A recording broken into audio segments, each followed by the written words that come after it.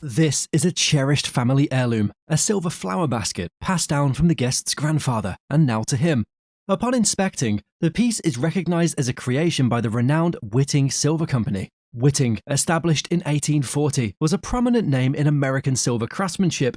The flower basket, however, transcended its maker's reputation. The intricate design, like the entwined leaves, stunning chrysanthemums, and a delicate pierced latticework base is marveling. The piece wasn't just beautiful, it also held a story within its markings. The Spalding & Co. mark revealed it was retailed by a high-end Chicago store, while the Whiting mark and a special triad symbol confirmed its production year as 1910.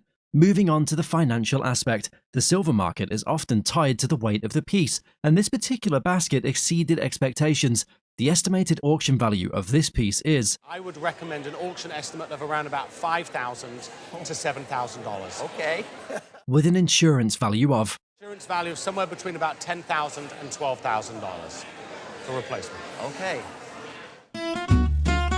This porcelain painting was mistakenly directed to the picture people section. It belonged with porcelain because it was a painting on a porcelain slab, similar to how a painter uses a canvas. The guest inherited the piece from their great-grandfather, an amateur artist who likely purchased it due to its artistic merit. The painting depicted two beautiful young ladies with incredibly realistic skin tones, a testament to the artist's skill. The signature revealed the artist as Angeline de Boer, and the date as 1843. It was likely a salon painting from that period. Upon careful examination of the back, instead of the expected Berlin mark or M mark, they only found an inventory number. The photorealistic style and beautiful ladies made it particularly appealing to the Japanese market. Considering the current market trends, the estimated value is... I think we're looking at £4,000 to £6,000. Oh, really? Very nice, yes. The guest presented an item that is considered the holy grail of American historical Staffordshire plates. At least I really know about it, that my mother had received it from her father. It was handed down from my grandfather. This is a historical plate, an example of English transferware made by Staffordshire pottery. Staffordshire pottery is known for making pottery and porcelain objects with patterns of animals and plants depicting different countries and famous people. What's special about this plate is that it was made exclusively for the American market. Made patterns which showed various scenes of places and buildings and people in the United States. This particular plate has 4 medallions at the top, featuring faces of famous Americans. This particular plate here has 4 medallions at the top. We've got Jefferson, President Washington, Welcome Lafayette, and Governor Clinton. At the bottom, there is a scene labelled with an inscription relating to the Erie Canal. The Erie Canal is an important structure in history, and this plate was made after 1825, when the Erie Canal opened. American scenes are very valuable, and as seen on this transfer-decorated plate, in the market today, this historical plate would sell for... Conservatively would sell for about $2,000 or $3,000 for a single plate. So you're very lucky to have inherited a really rare one. A beautifully crafted sword, adorned with gold wash and an eagle emblem from Colombia, bears the inscription, Estado Unidos de Colombia, which is the United States of Colombia. This name was used between 1861 and 1886, helping to date the sword to that period. Made of shagreen, the handle and blade resemble officers' swords, adorned with added embellishments. Found in a warehouse in Columbus, Mississippi, the sword was bought in the 1930s by the guest's grandfather. Schuler, Hartley, and Graham's mark, a renowned New York retailer, is evident on the base of the blade. Further details include a gold-gilt brass backstrap with a Medusa-like mythological face and radiating serpents. This original scabbard features gilt brass mounts and intricate hand-chiseled chasework. Given its exceptional condition and historical significance, this sword is valued between... I think this sword today would bring between $5,000 and $6,000 in a retail situation. Wow. I'm surprised. I really didn't think it was that much. From attic dust to treasure, this mysterious bowl reveals its exotic origins. Rescued from an aunt's forgotten belongings, this unusual object puzzled its new owner. This mysterious bowl is a cashcul, a begging bowl crafted from the world's largest seed pod. The largest seed pod in the world of its type. It's a type of coconut. Originating from the coco de mer palm, these rare seeds are only found in the Seychelles. Despite its exotic origins, the bowl's exact provenance with the Islamic word remains a mystery. Dating to the late 19th century, this cashcul represents a fascinating blend of nature and craftsmanship, initially valued at a measly sum by its owner. The true worth of this unique piece comes as a surprise. The estimated retail value of this intriguing artifact, crafted from the world's largest seed pod, is... I think conservatively, our retail price of $600 to $800. Really? They're quite collected. Wow, that's a great cool. object, don't you think? That's cool, yeah. This bargain find is actually a rare French art glass marvel, purchased from a Berkeley antique collective over a decade ago. This item held secrets its buyer never imagined. The item is a creation of Dr. Karanza, a Turkish artist. Known for his unique metallic oxide technique, Karanza's work often mimics pottery despite being glass. Making this look like a pottery piece. Even though it is art glass, it looks like pottery. This piece stands out for its rarity, beauty, and the artist's distinctive style. This item is the first example of Karanza's work seen on the show. The item's value has skyrocketed since its initial modest purchase price. An estimated worth for this extraordinary piece of French art glass would be maybe $2,000 to $3,000. Wow. This colossal shoe tells the tale of history's tallest man, a size 35 shoe that once belonged to Robert Wadlow, the tallest person ever recorded in history.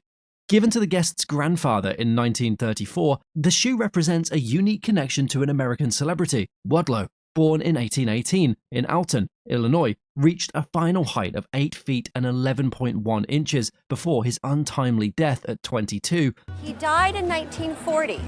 Yes. The brace that he used for his legs, because he had to be supported early on just to be able to walk and support his frame, he got a blister. The shoe, custom made by Peter's Shoes, bears hand-embroidered branding inside and on the shoe. Wadlow's life, although short, was filled with memories until his tragic passing. He died needing 12 pallbearers. His casket was 10 feet long and half a ton. Wow. Collectors of quirky memorabilia show particular interest in items related to Wadlow. The estimated auction value of this unique piece of human history is worth. I would put an auction estimate of $1,500 to $2,500 at auction. Thank you so much for bringing it. Oh, it's a great piece of American history. This piece can certainly be said to be a grandfather's love carved in wood. This piece is about 100 years old, and it was made by my grandfather. Created a century ago by a self-taught carpenter, this Tramp art piece showcases intricate craftsmanship. The guest's grandfather, nearly illiterate, carved pieces like this with a penknife. Of note is that while cigar boxes were commonly used, some pieces are larger than typical boxes. And I think part of them could have been made out of cigar boxes, but you know as well as I do, there's some pieces in here that are bigger than what a cigar box would be. The frame's unique lamination alternates maple and walnut, demonstrating the craftsman's skill. Hearts adorning the top of each mirror reveal the piece as a labor of love. Unusual decorations on the bottom showcase the maker's attention to detail. The value of this heartfelt creation of a self-taught carpenter in today's market would be. This is worth $6,000 to $8,000. Yes. Yes, I would be very surprised. Well, that's the case. Well, it's going to stay in the family. I'll never sell it. We have on the show today a vintage painting that has been in the guest's family for generations. The family story is that it was bought in New York City in a department store. And that's about all I know about the acquisition. It is a painting from the late 1800s by the renowned artist Gilbert Gall. Gall was a late 19th century American painter and illustrator known for his depictions of military subjects. And he is very famous for doing Civil War subjects, but he usually was sympathetic to the South because the maternal side of his family was from Tennessee. Such as the American Civil War, World War I, and American vistas and scenes. In the lower left corner of the painting, we can discern the artist's signature. The painting depicts a little boy and a dog fishing by a stream. Interestingly, this painting was done in oil and is under glass, which is not typical for oil paintings. Furthermore, the piece still has its original frame intact. The fact that this oil painting is under glass really helps preserve the piece.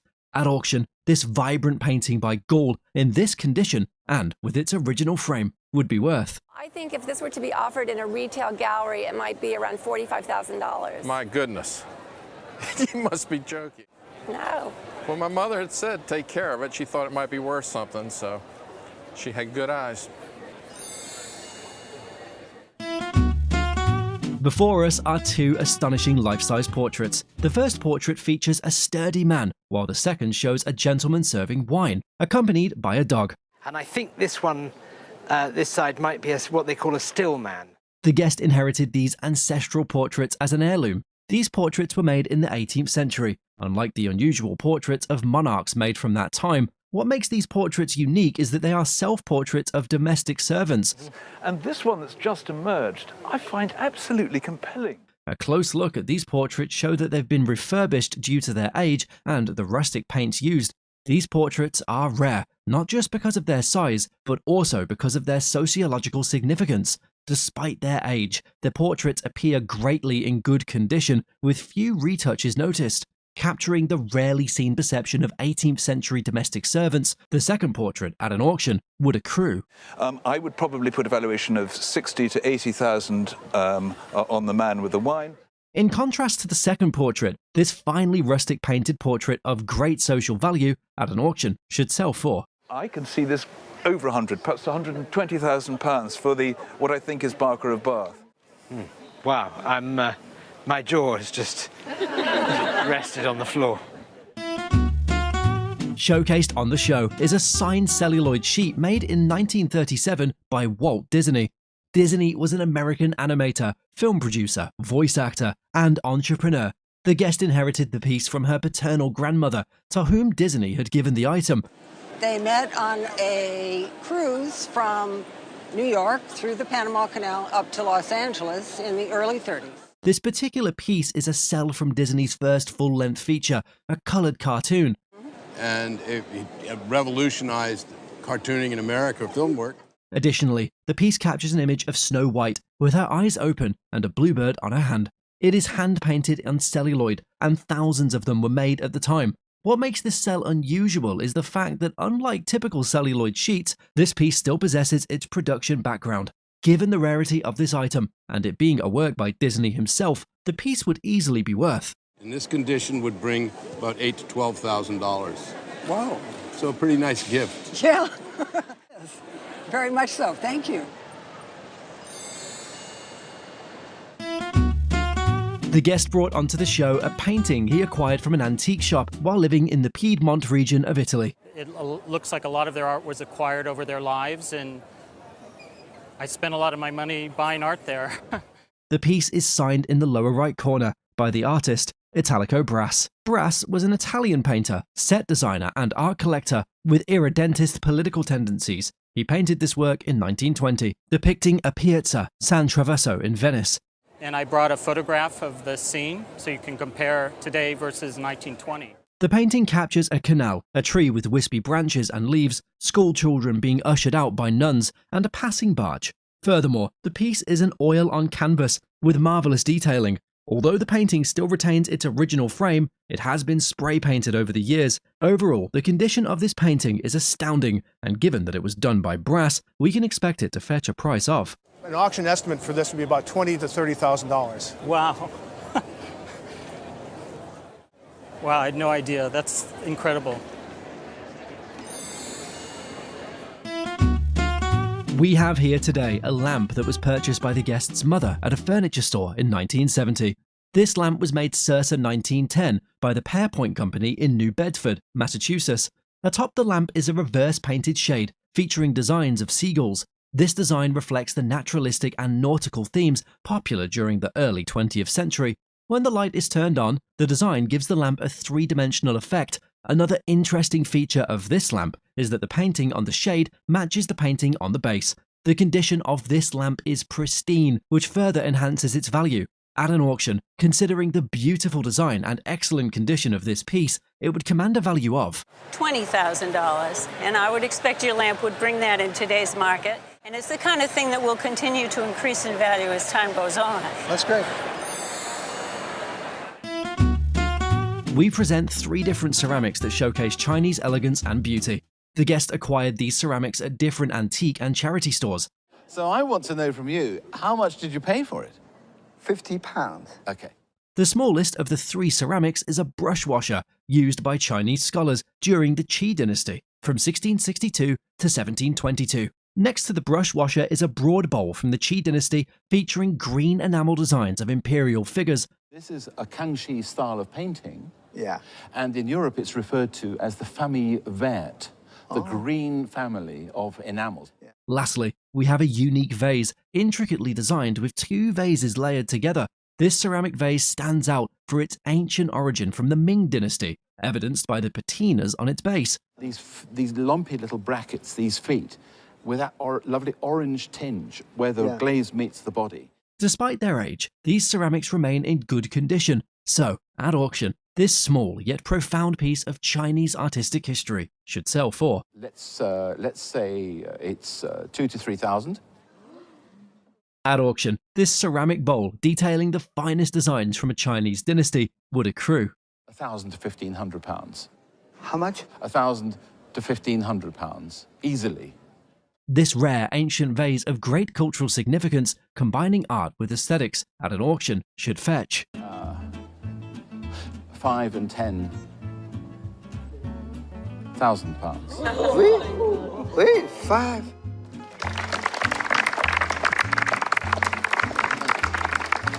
I can make a party. This splendidly bonkers bracelet features an intricate design and vibrant colors. It was given to her as a present.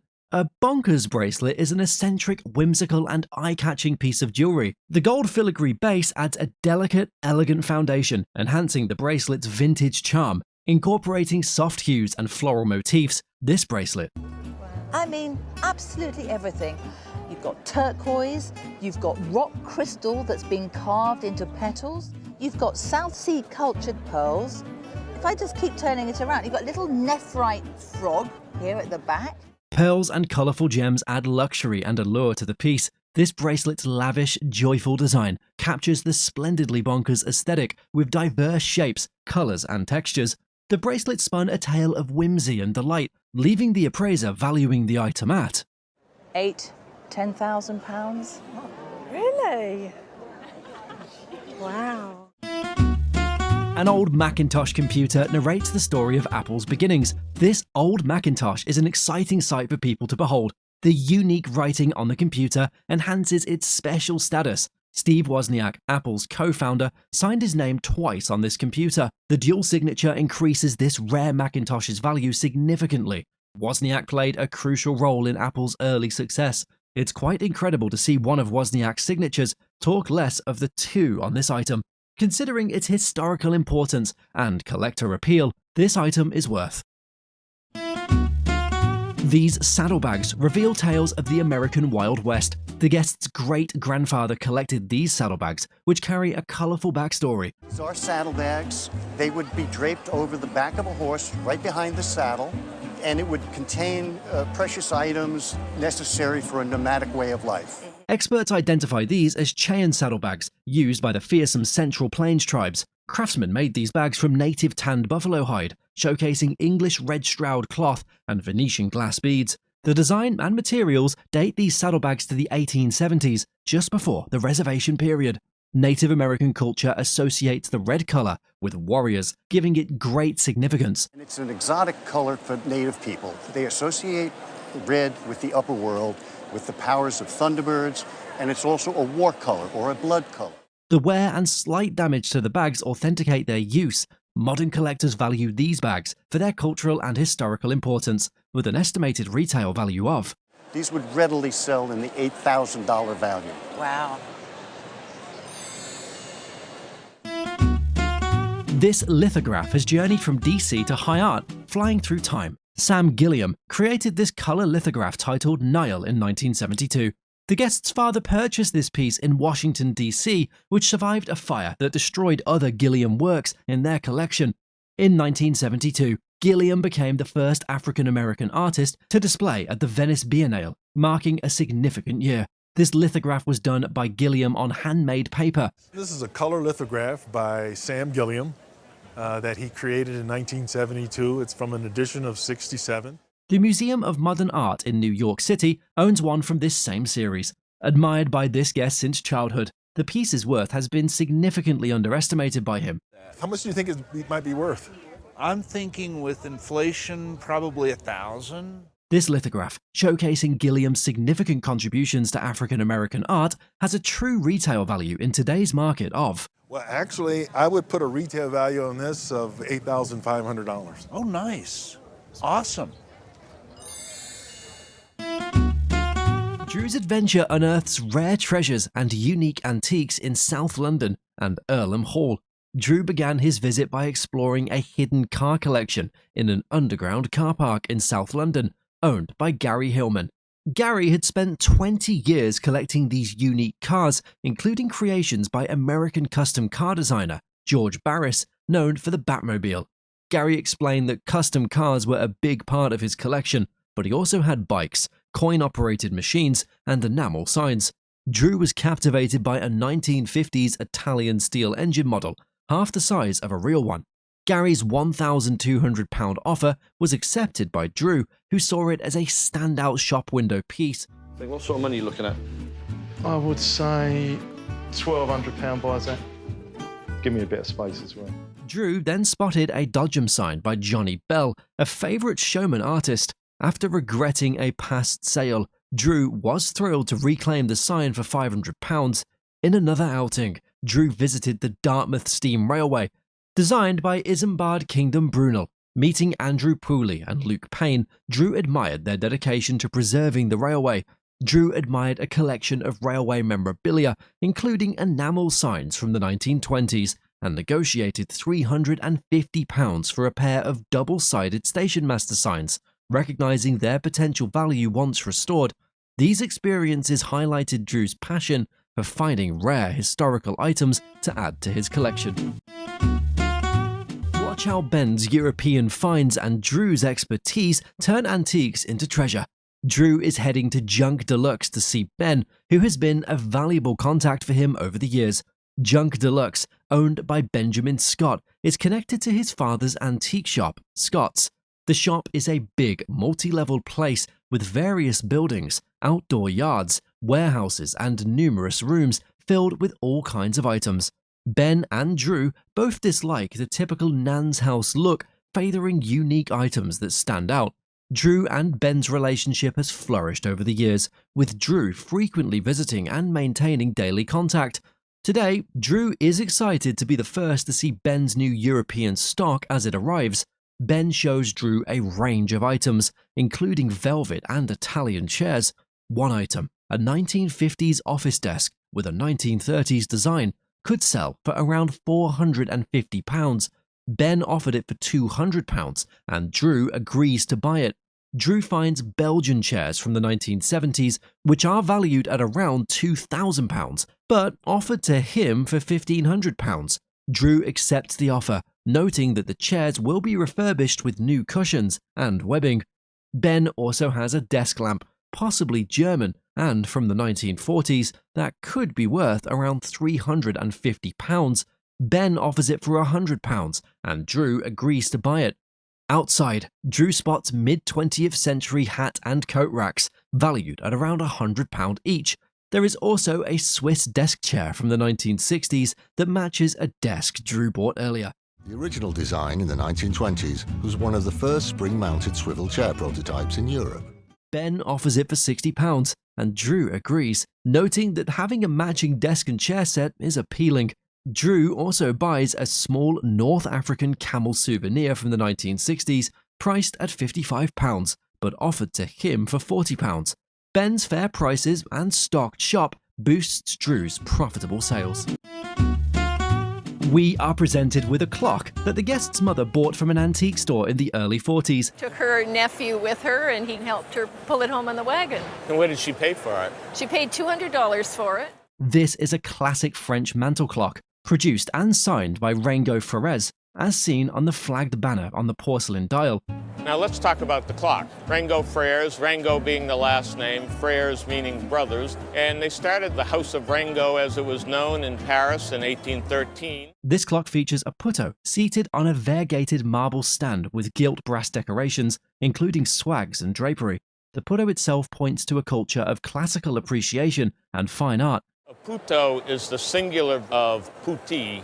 They were usually messengers of good news. Made from high-quality cast brass, finished with files and fine abrasive materials to give it a lustrous look, this clock dates to the later period of Rango Frères manufacture, so it's from the 1860s or 1870s, featuring a high-quality French movement. Striking hours with its gilt-decorated hands and a lustrous finish, this putto sitting on the marble stand will have an auction estimate of. I think today at auction it would not be an exaggeration to say that this could bring about $9,000. Yes. It's a very fine, beautiful clock. Well, thank you. It's a diamond-topped flip-flop table passed down from their mother's family in Maine.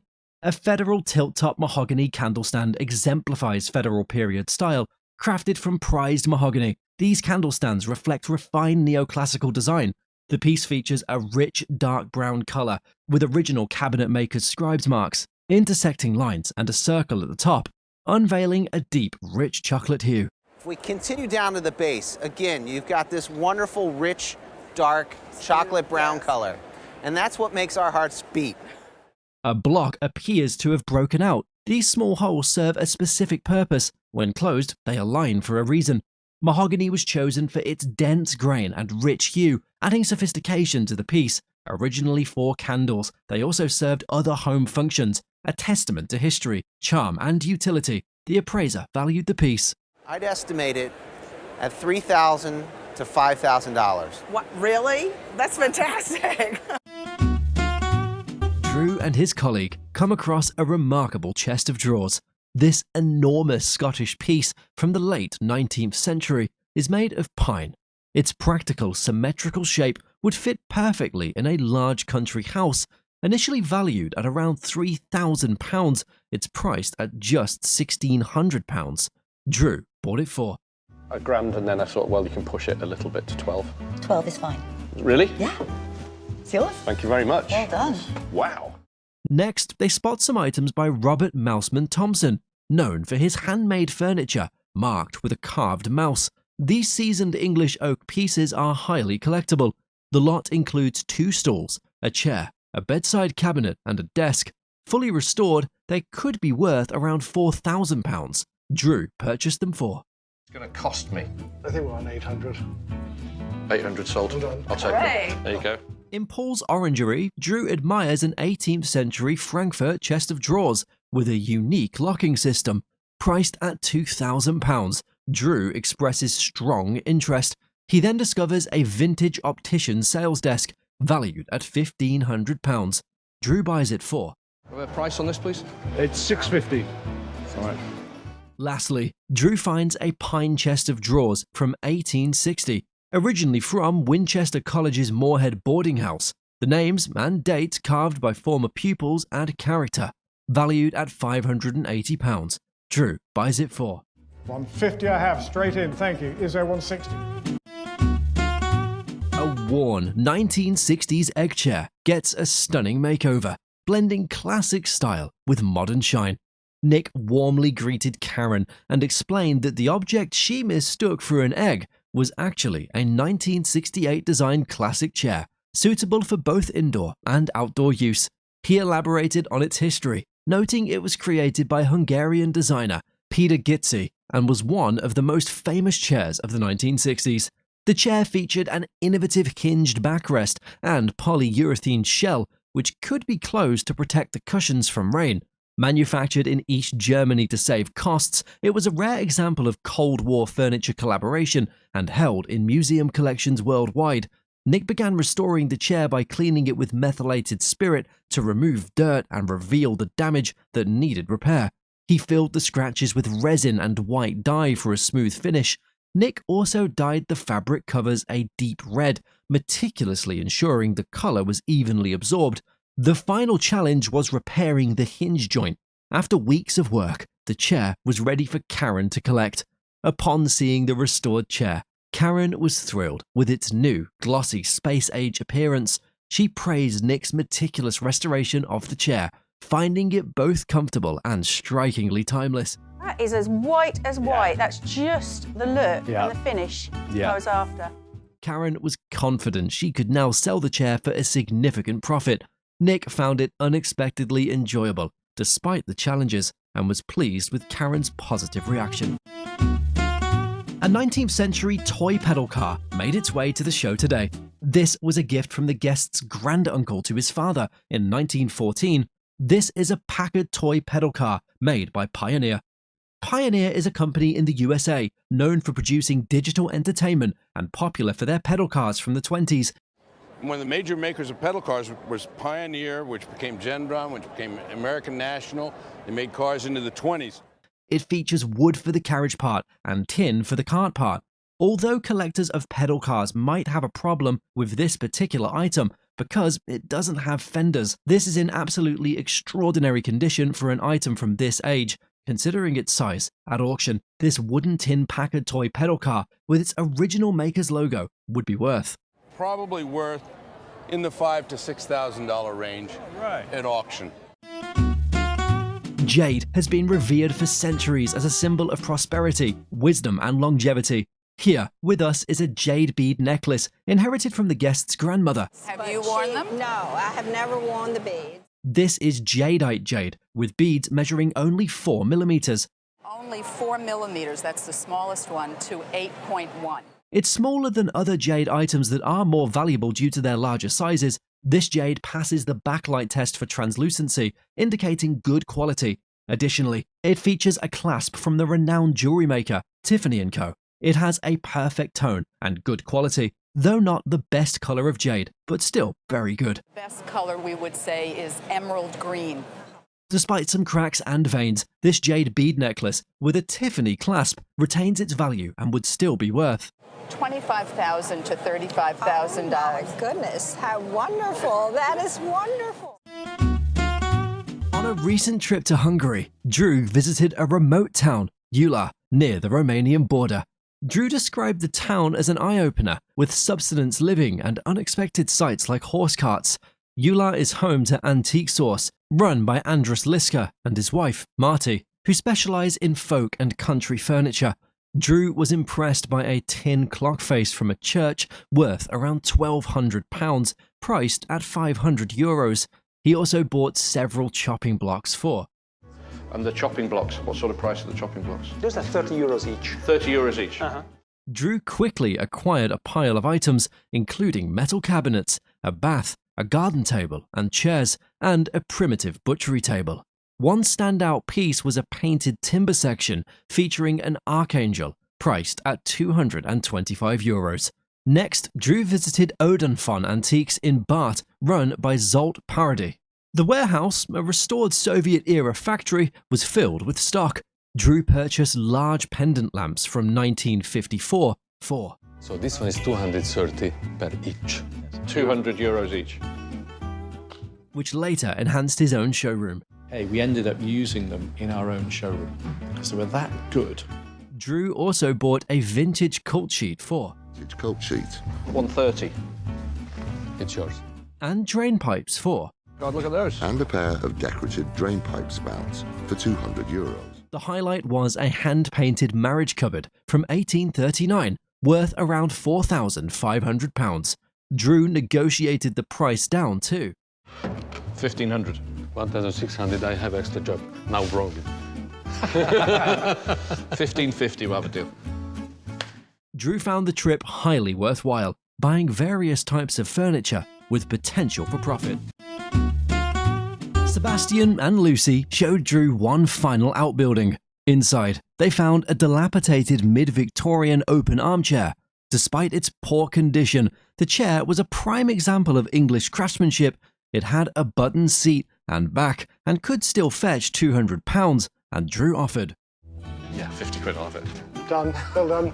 Next, Drew came across an unusual anatomical model. This large wooden piece, likely from the 19th century, was described as an enormous phallus and valued at £1,500. Drew negotiated the price down to 900 quid. Yeah, sold. Drew then examined an oil lamp base with a cast iron and copper design. It might be worth £500 after restoration. Drew managed to buy it for. Trade on that 90. Excellent. He also discovered a brutalist sculpture made of plaster and cement. It was in excellent condition and valued at about £200, and Drew purchased it for. Very best 70. Yep.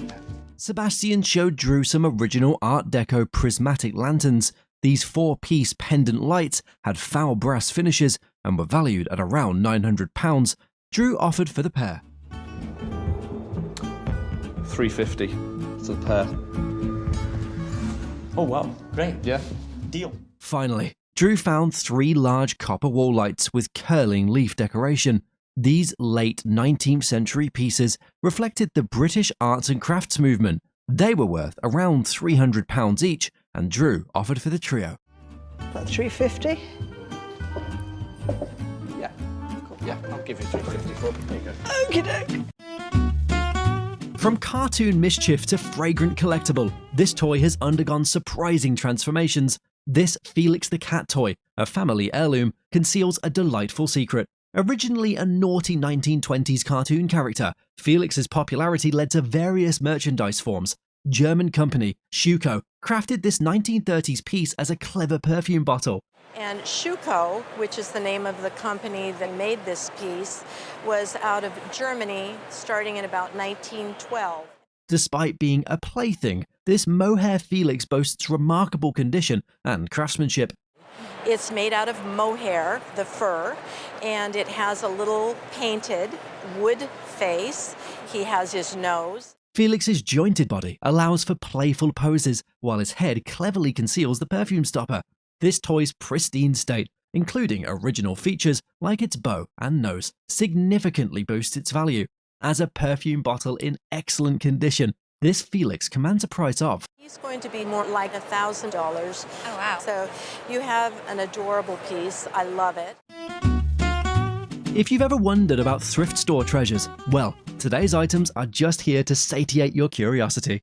These 2 humble thrift store finds reveal themselves as valuable works of art. French artist Théophile Jean Delay crafted these watercolor and gouache paintings. The paintings depict the markets of Fez and Tinzoulin, capturing Morocco's architectural essence. Delay's work often focused on North African scenes, particularly Morocco's vibrant markets and distinctive architecture. The artist's attention to detail brings these Moroccan locations to life, showcasing the country's rich cultural heritage. More typical scenes of Delay, like the Tinzoulin, fetch way less than the marketplace. As I said, these are the ones which are very typical, and those sell generally for about $2,000. It can be rightly said that the guest made a good investment on this painting from his original principle. This remarkable Markets of Fez painting, however, is more valuable and could be worth. Sold for $5,000 and $9,000 at auction. Pretty good investment. I think so, yeah. At Urnham Hall, Drew finds priceless antiques to pay for a new parrot and much more. Drew and T arrive at Urnham Hall, where they are warmly welcomed and immediately impressed by the Gothic Revival hallway. Drew is captivated by the elaborate design and vintage furnishings. They explore the room, filled with family portraits and intriguing antiques. It includes a unique table with an Irish origin, dating back to the early 18th century. Despite its unusual features, Drew finds it quite fascinating. The hall's grandeur leads Drew to admire a 19th century armchair, a modern reproduction of an earlier design. Although it's not an original, its craftsmanship and resemblance to historical pieces make it highly desirable. Drew values it at £7,000, but buys it for £3,500, funding Jamie's mother's parrot. Faded grandeur, great proportions, and all original. It could be worth around £7,000. Drew continues his search for valuable items, discovering a broken chinoiserie mirror. And was an extremely popular style in the 18th and 19th centuries. It was inspired by art and design from Asian countries at the time. Despite needing repair, Drew buys it for £1,250, while it's worth £2,750 restored. While examining a faded painting leather screen, Drew concludes it's a charming but not highly valuable piece. He agrees to buy it for £250, knowing it could be worth more after a bit of cleaning. Drew reflects on his day, thrilled by the array of antiques he's encountered. The day has been a delightful adventure, making Drew's job into a fulfilling treasure hunt. Drew uncovers hidden treasure in a historic German castle. Drew's first stop is Witzenhausen, a charming town with old buildings and a famous cherry-growing area. He visits Berlub's castle, a romantic fortress built in 1369. This castle was built 1369. The castle was used over time for different purposes, for war, in former times. It's been in the same family for 19 generations. Count Zidich, who got the castle in 1978, has filled it with special antiques from his old workshop. Drew is impressed by the castle and its surroundings. Baron Fabian shows Drew and T a picturesque spot known for marriage proposals. Drew meets Count Zidich and explores the castle storerooms for antiques. He finds a simple, elegant oak center table from the 19th century with turned and splayed legs. Despite a crack in the top, Drew sees its value and thinks it could be worth around £1,500 after restoration. With some restoration, it could be worth around £1,500. He negotiates with the Count and buys the table for €800, just over £570. Drew continues his search and finds a pair of ornate swan wall lights in a dusty storeroom. Dating back to around 1900, these brass and steel lights could sell for around £1,800. After some negotiation, Drew buys them for €1,000, about £715. By the end of the day, Drew has spent just under £1,500 on two unique items. Drew's first day in Germany is a success, with great finds and new friends. This Tiffany paperweight shines with history and value. Finance titan J.P. Morgan once owned this Tiffany paperweight. Tiffany & Co. created this silver masterpiece with a gold quartz centerpiece in 1895. Since 1837, Tiffany & Co. has made luxury items for America's elite. The gold in quartz adds greatly to the paperweight's value. This piece showcases the Gilded Age's rich artistry and materials. J.P. Morgan's connection makes this paperweight historically significant. At auction, this artistic and historical piece would fetch somewhere between $8,000 and $12,000 today. Wow, that's a lot of money. Set with a radiant sapphire and encircled by brilliant diamonds, this ring is a precious jewel. Upon reviewing the contents of the Lee Merriweather estate following the guest's grandmother's departure, the guest's daughter-in-law stumbled upon this extraordinary piece. And my daughter-in-law said, I think I'm going to look through those old purses. So there was a stack of black purses in the closet. The white gold used in this piece contradicts the notion that it originated from the American Civil War. Instead, it suggests a circa 1920s provenance. I'm going to say that it's from the 1920s. They're sort of transitional cuts. They're not wonderfully cut, but they're of that period in the 20s. When viewed from the side, it becomes apparent that the ring's shank is not the original one, but rather a subsequent replacement. A resplendent sapphire, weighing approximately 10 to 12 carats, graces this piece, likely hailing from the storied gem fields of Ceylon. While the sapphire's shape is aesthetically pleasing, its setting in this ring is slightly misaligned. But it's mounted crooked. If you look at it, this should be a vertical stone. Right. It should not be the way it is. So it's hard to tell if this was a ring originally or a brooch. Radiating elegance and poise, this remarkable piece is predicted to garner an auction value of between $10,000 and $12,000. Oh. So I think something that was in a purse that's had this. That's unbelievable. Drew visited Branching Out Antiques, a shop run by seasoned dealers with over 30 years of experience. First, Drew saw an English cast iron chimney piece with lovely fluted columns and roundels, but it was priced too high at £650. He then found a unique copper sink with verdigris worth around £600, originating from the Netherlands. Drew bought it for $180. 190. No, 180. 180. Thank you. Next, Drew spotted a dragon-shaped walnut-framed mirror in the chinoiserie style, attributed to Gabriel Viardot and worth around £800. Drew secured it for 340. Deal. Yeah, thank you. He then noted another mirror with a beautifully distressed plate priced at £400. A reclining chair with animal hide cover and chrome arms was valued at £600. However, it required bolting to the floor, which was a drawback. Drew also found an adjustable, wall-mounted optician's light fitting from the 1920s, worth about £400. He bought it for 600 the pair? Yeah, go on. Thank you. Drew and Sophie then explored the outbuildings. They discovered early 20th century French trestles, perfect for tabletops, priced at £80 per pair. Drew purchased them, envisioning a suitable tabletop to pair with them. Overall, Drew was pleased with the day's finds, especially the dragon mirror and the unique copper sink. Witness Nick's incredible restoration of a headless stag statue. In Conwy, Wales, sculptor Nick is fixing a valuable Austin and Sealy stag statue that was missing its head. After shaping the body, Nick needs to make a new head, but back in his studio in Llandudno, he gets surprising news. Drew has found the original head, stored by a former mansion owner. Even though the head is badly damaged, Nick is determined to fix it. So we're missing an antler, and he's got a massive chunk come out the side of his nose. I think what I'm going to do to start with is pretty much sculpt this nose back in. He starts with the nose, using pins and a rough surface so the new concrete will stick. He mixes yellow sand and plasticine to get the right color and texture for the concrete. Applying the mix with a sponge, he carefully shapes the nose. Next, Nick makes a new antler from clay around armature wire and then makes a mold to cast it in cement. To attach the head, he drills holes in both the head and body for a metal rod. Using resin cement, he secures the rod and fits the head. It's a stressful process, but it works. With the new head in place, Nick finishes the patina to blend the old and new parts. When Drew sees the completed statue, he's thrilled with Nick's work.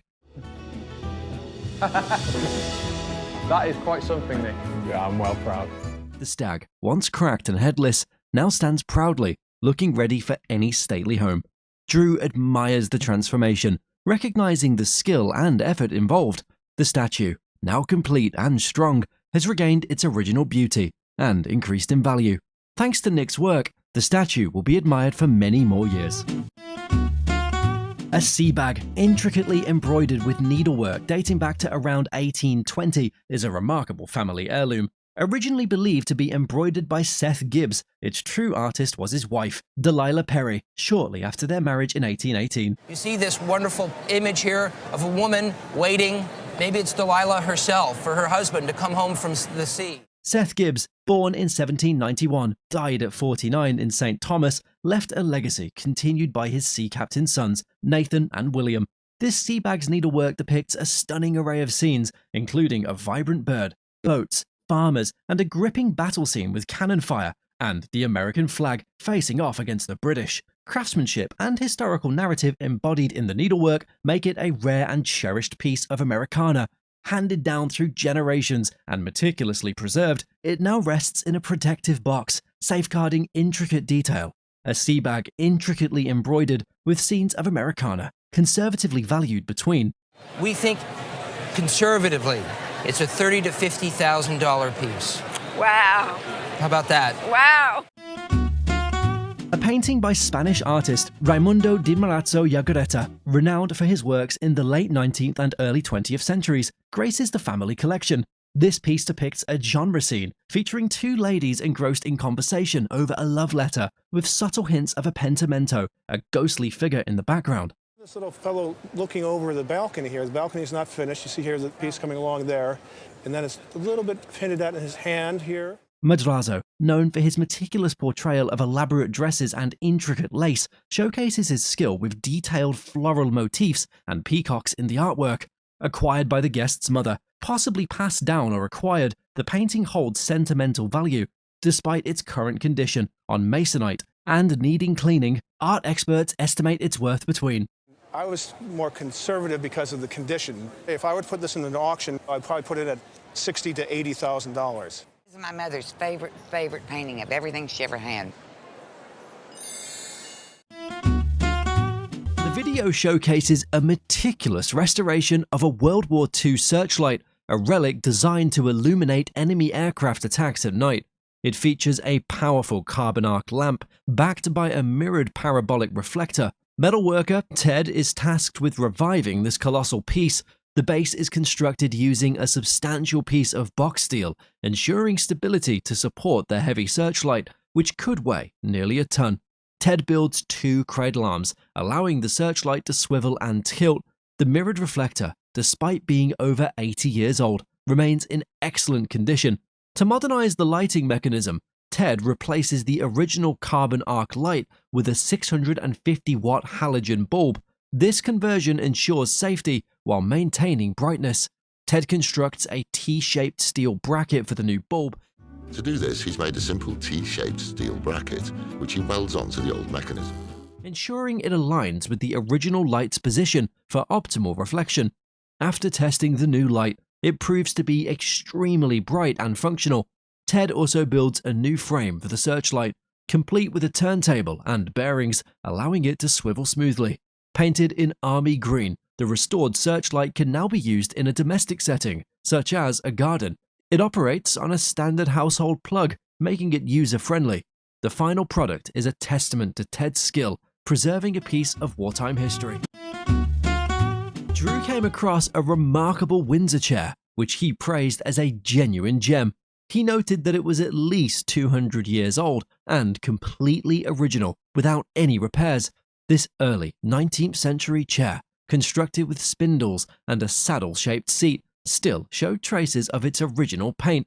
Its estimated value is around £1,800. be worth around £1,800. He was captivated by another chair's perfection and original condition. Drew admired the beautiful wear on the arm ends, which he found particularly appealing. Drew negotiated a price of at least £200. £200, so that's 2,000. Drew then spotted a pair of Gothic chairs by E.W. Pugin, renowned for their neo-Gothic designs. Despite some damage, the pair was valued at approximately £5,000. The dealer initially offered them for Right, let's kick off. £1,000. After some haggling, they settled on £10.50. £10.50. Okay, thank you. Well, thank you very much.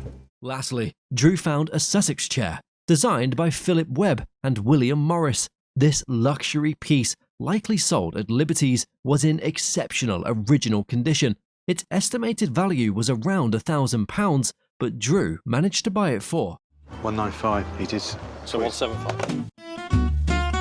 One of Anne Hyatt Huntington's most celebrated sculptures, known as the Yawning Tiger, commands attention. Anne Vaughan Hyatt Huntington, who later became Anne Hyatt Huntington after marrying philanthropist Archer Huntington, was a renowned American sculptor known for her lifelike animal sculptures. This yawning tiger exemplifies her skill in capturing the essence and movement of wildlife. It showcases her deep understanding of animal anatomy and behavior. Acquired through acquisition or inheritance, the sculpture became a cherished piece in the collection. Infusing sculptures with life and personality, the natural relaxed pose of the yawning tiger showcases the artist's skill. At an auction, the Yawning Tiger by Anne Hyatt Huntington, valued between $8,000 and $12,000. Oh, wonderful. That's great news. Right. Yeah. Remarkable find at a yard sale turned out to be a stunning peacock mirror crafted by Tiffany Studios around 1905. This particular mirror, part of a series that varied in shape and size, features intricate chased bronze work adorned with Tiffany glass insets depicting peacock feathers.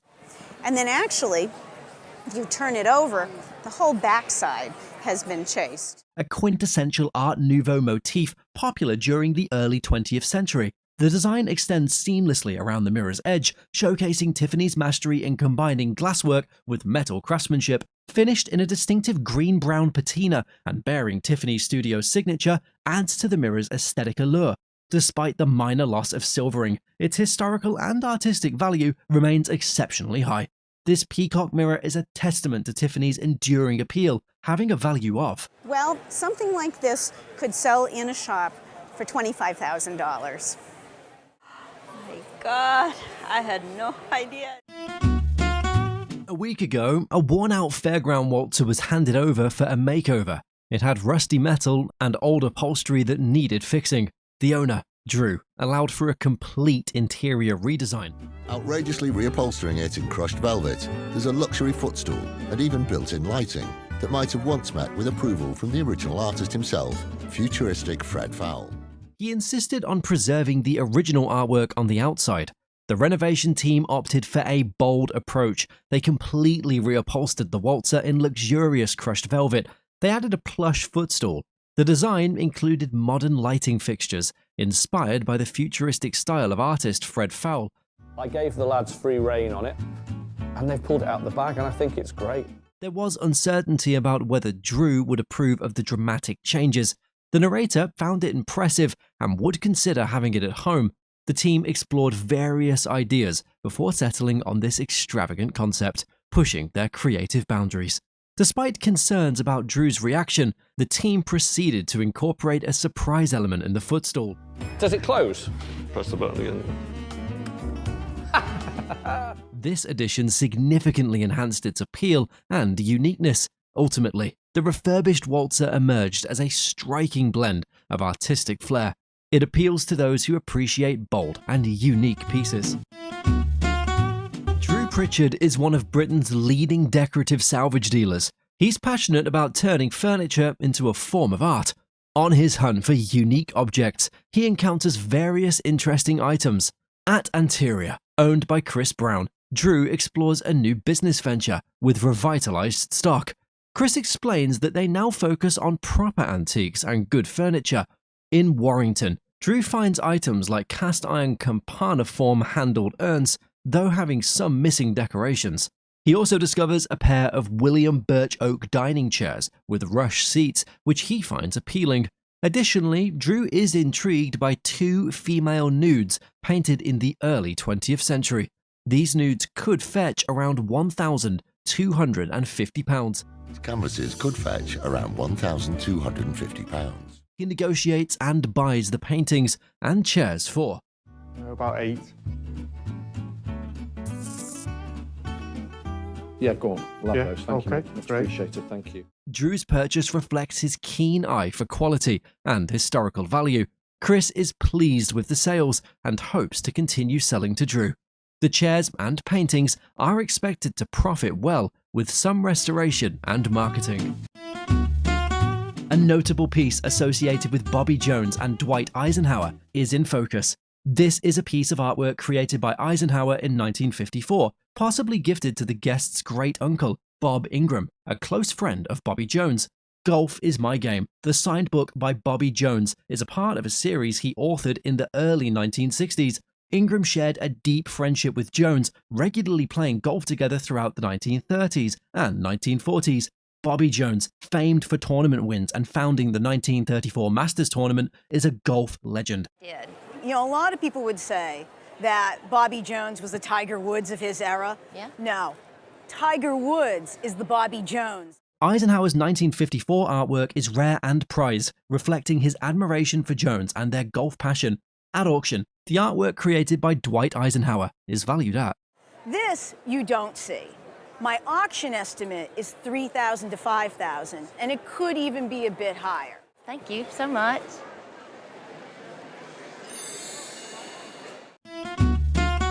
A well-worn copy of The Hobbit finds its way onto the appraiser's table. It was a gift to the guest's wife from her philosophy professor at the University of St. Thomas in Houston during the late 1960s. Published in 1937, the first editions of The Hobbit are valuable, but this particular copy boasts something even more remarkable, its original dust jacket. The only wear that you see are few little chips along the spine edge and along the... It is identified as a first-issue dust jacket, a detail coveted by collectors due to suitable variations from later printings. A small publisher's correction on the back flap serves as a telltale sign. A final piece of the puzzle lies in the book's very first page. There, In elegant script sits the signature of J.R.R. Tolkien himself. An estimated value of this incredible piece at auction would be... The estimate at auction would be $80,000 to $120,000. Oh, fantastic. Drew visited the farm, which had been thriving since his last visit. Although the farm wasn't open to the public yet, Drew was given a preview and a quick night class. He met Tom and admired the farm's new retail setup inside a renovated chapel. Tom had been working on the place for a year, fixing a leaky roof among other repairs. Drew examined various items, starting with a curious chair from around 1810.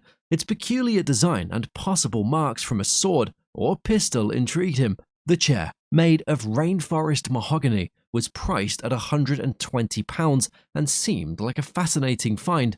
Next, Drew inspected 2 Victorian sprung bells. They were well preserved, with original clappers and decorative roundels. The bell could be worth about £350, but were priced for the pair. They have to be 160, Drew. For the pair? For the 2, yes. Drew then noticed a wool stamper from a mill in the Scottish borders. It featured 100 wool samples from different sheep breeds, priced at £75. After restoration, it was valued around. It could be worth around £300.